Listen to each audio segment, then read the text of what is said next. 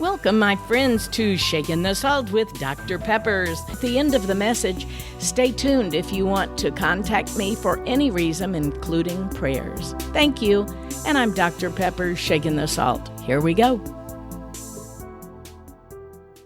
I have never been asked to dress up like a witch or a devil or some kind of monster for Christmas. Now, Halloween, we see this all the time.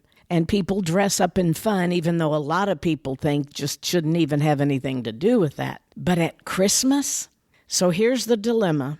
Our neighbors, whom we like, they are very nice guys. And they moved in, a couple of years ago, and they've been very cordial and very friendly. And we have said hi to them and enjoyed chatting with them here and there. But they're having a party, and it's called Nightmare Before Christmas. And they explained that it's tongue-in-cheek. But in our neighbor's yard next door, instead of what we have up the typical, the joy signs and icicles and the Bethlehem scene. And next door, they have monsters and ghouls and two big black things looking over the manger of the scene at Bethlehem. And one thing that really made us go over and talk to them was I went to get in the swimming pool. I exercise every day in the pool, and it's a heated pool, and it always at sunset. I love to just be out there and exercising and doing water aerobics and praying while the sun is setting.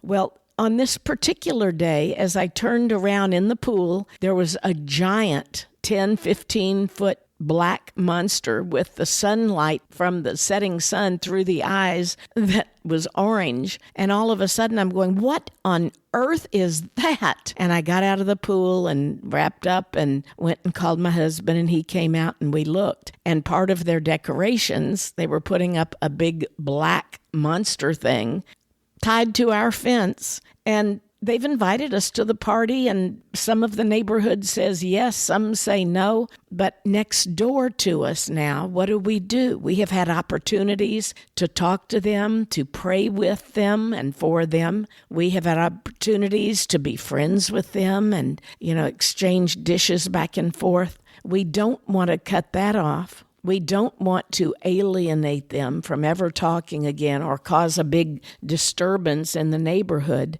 But they're having a Halloween party, so to speak, for Christmas and calling it a Christmas party. So it's mixed with decorations, and there's a baby Jesus. And so we talked yesterday to one of our pastors, and he said, if you are going to have opportunity to ever be able to be the Christian witness you claim to be to them, you're going to have to do this very delicately. And instead of alienating them, offending them, which that's what I was about to do, my husband talked to one of the guys, and as soon as he had said the words, that big black thing in your backyard? And our neighbor said immediately, you want it down? It's coming down. And it was down within the hour. Now, the other things, there's probably 100 things, and they even let us look in their house, which is full of very similar things. And he said, it's all tongue-in-cheek. It's just for fun, And, there was a time in my life where I would have had really a good time at this party. I would have loved to have been a part of that. I would have dressed up in one of my evil attires, and I would have just probably been the belle of the ball.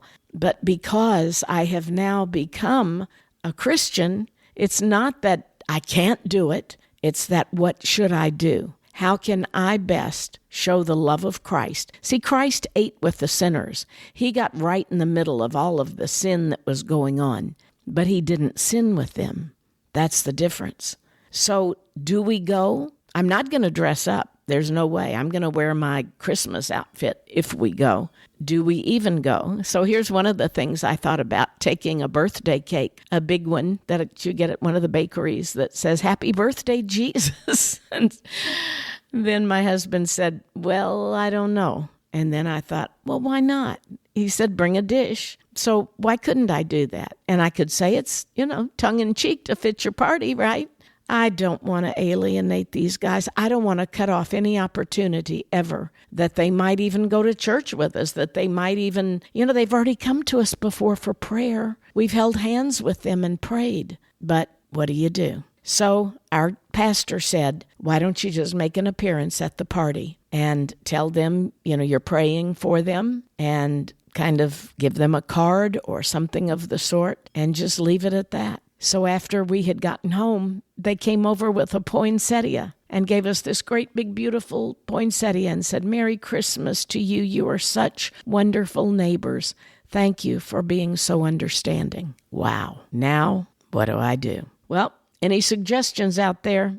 I'll take them. In the meantime, we're just praying, and we're still wishing them a very merry and blessed Christmas. We're inviting them to go to church with us. We're inviting them to come for prayer. We're going around the entire neighborhood, leaving little gifts of homemade banana bread that Bud made from our own banana trees here. And we're going to leave with it an invitation to the candlelight Christmas Eve services and other little things in there that might just let them know that we're celebrating Christmas and putting Christ in Christmas, and that Jesus is the reason for the season. And that's one of our highlighted decorations, I guess, in our yard. We have spotlights on that banner. And so anybody that's coming to the party next door will also see the opposite. Instead of the hanging skeletons and devils and gargoyle monsters and things overlooking the manger, they will see a yard full of cheer and joy and peace and love, and that Jesus is the reason for the season. And the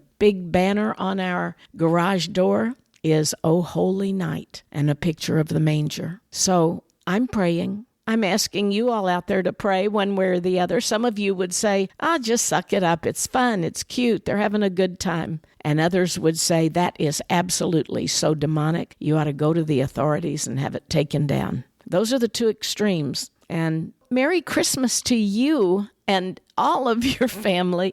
We just had the most beautiful Christmas, glorious song fest last night, night of worship. We've already had the kids. We've had 200 baptisms in our church this year. We have so many children and young adults with children, and it's just growing so big because we're loving people. We're helping people. People are hurting, and hurting people hurt people. And I remember how I was before I came to Christ. I was miserable. I hurt myself more than anybody else, and I really didn't want to live. And now I live with peace and joy and love and all of the fruits of the Spirit, and I want others to have this too, especially here at Christmas. Christmas cheer and joy and goodness and love and laughter. And I know there's always been evil in this world. There's always been sin, and I was one of the chiefest of the sinners, so I can't say much more than that, except I pray that you know Christ as your Savior, that you come to Him this year at Christmas